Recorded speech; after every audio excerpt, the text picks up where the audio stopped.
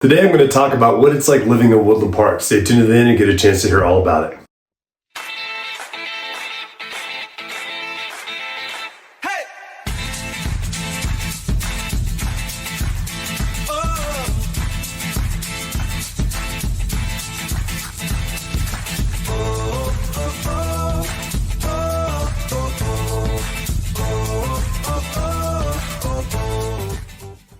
Hey guys, I'm James Dean, team leader of the James D. Mountain Homes team. Thank you so much for watching these videos. Just really quick before we get into the meat of this video, I just wanted to make sure if you haven't done so already, hit that subscription button down below, hit that notification bell. That keeps you updated on all the new videos that we have coming out weekly.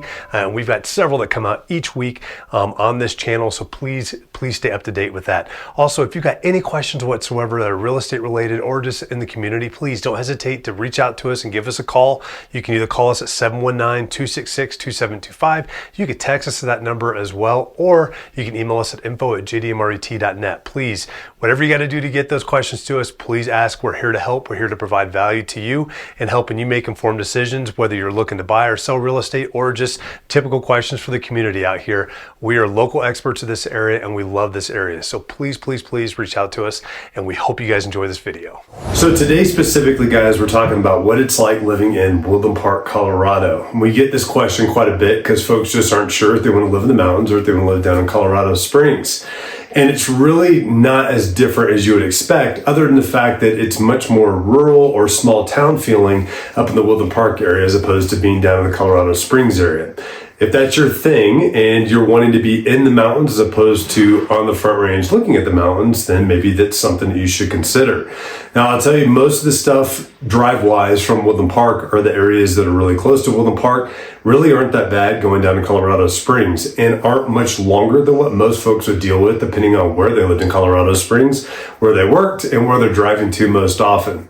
So we don't end up with huge drive times. It's not like it's 2 hours to get somewhere. Typically, the most it would take if we're going the furthest places out there in the Colorado Springs area from the Woodland Park area, it might take about an hour to get out there. The big difference is when you're driving, the majority of the drive from Woodland Park down to Colorado Springs is it's much more beautiful than just driving in the city or driving on I-25. Constantly, you're getting a chance to drive up and down the pass, which is gorgeous. Now, other questions we get asked quite a bit too is it feasible to be able to live up there and work in Colorado Springs and not have to worry about snow or the pass closing down, all those other fun things? Now, the pass can close down, and I would say it closes down probably as much, if not less, than I-25 would. Now, the benefit of being down in Colorado Springs is you've got different ways you can bypass around that. Technically, you can up here too, but they're much longer.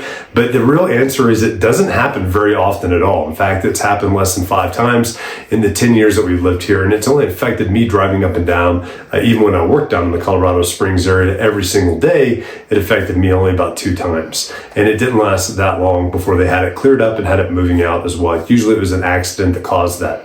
So that kind of dispels that little objection that most folks have, and they're just not sure because they haven't been out here and they haven't seen it too. Some other questions we get all the time is it feasible to live up there in the mountains in Colorado with all the snow that you get?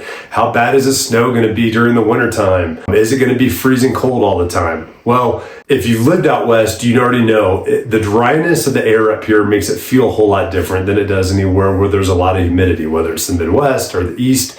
It just is a lot different feeling. And I'll take being out here in 20 degrees in the sun over back east and just gloominess and it being 50 degrees and it's humid. It's just a completely different feel. And the snow isn't really that bad. They do a great job at getting it plowed and out of the way as quickly as possible. We don't end up with folks that are plowed in or snowed in that much. I know when we lived in the Mid-Atlantic region in Northern Virginia, when it would snow a couple inches, things would shut down for what seemed like 2 or 3 days. Up here, things aren't going to shut down for small snows like that. In fact, most bigger snows, things are going to be shut down for half a day or maybe a day at the most, and then everybody's going to be plowed out pretty quickly. Now, there are anomalies that happen with blizzards and stuff that come through that can have a much more drastic impact on that, but those are definitely not the norm. Those are a lot more rare. So just certain things to think about with that too. Other folks really want to know about what it's like as far as places lifestyle-wise up here too. Do you have places to shop? Do you have grocery stores? Yes, we do. We've got several grocery stores, including a Super Walmart that's got groceries in it. We have a Safeway.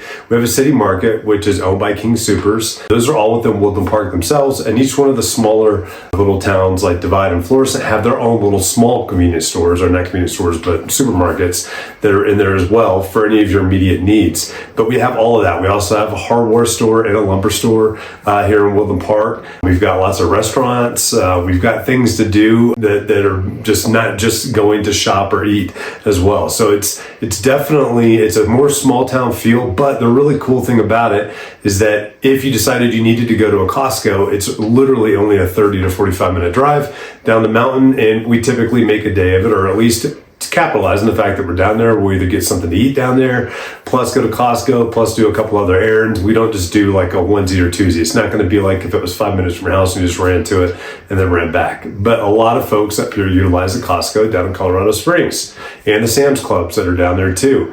Lots of eating opportunities are just right down the mountain as well, not far from Woodland Park. 10-15 minute drive down the pass, and you're right there in Manitou Springs and Colorado City. That gives you another just plethora of restaurants and stuff that are out there for you to take a look at too and do. So certainly stuff to think about and do. We love living up here. This is the type of place that we can only imagine ourselves living if we're living near the mountains, and that's to be in the mountains, but that's what we love about being here in Colorado. So I hope this answers some of your questions about what it's like living in Woodland Park. Guys, I really hope that you enjoyed that video, and once again, before you sign off, make sure you hit that subscription button, that notification bell down below. That will keep you updated on all the new videos that we have come out that are here to inform you and help keep you updated on what's happening here, both in the community and in real estate as well.